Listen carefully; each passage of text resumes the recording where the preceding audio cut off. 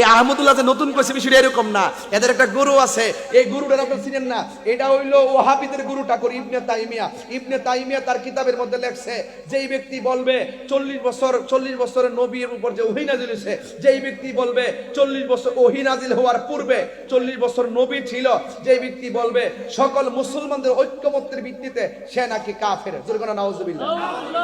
সে কি লেখছে? সকল মুসলমানদের ঐক্যমত্যের ভিত্তিতে। বাটফার, এটা কিন্তু মন গড়া কথা, সেটা সকল মুসলমানদের ঐক্যমত্যের ভিত্তিতে চালাই দিছে। এইরকম বাটফার আগে ছিল। ওই আহমদুল্লাহরা মূলত ইবনে তাইমিয়ার প্রোডাক্ট। কথা কোন ঠিক কিনা?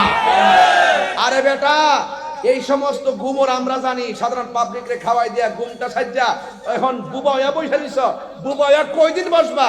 যতদিন বইয়া থাকবা। এই তাহিরিরা জাহিরিরা বাকিরা জিন্দা আছে। এই তরুণ যোদ্ধাদের আক্রমণ আমরা মারামারি পছন্দ করি না, দলিলের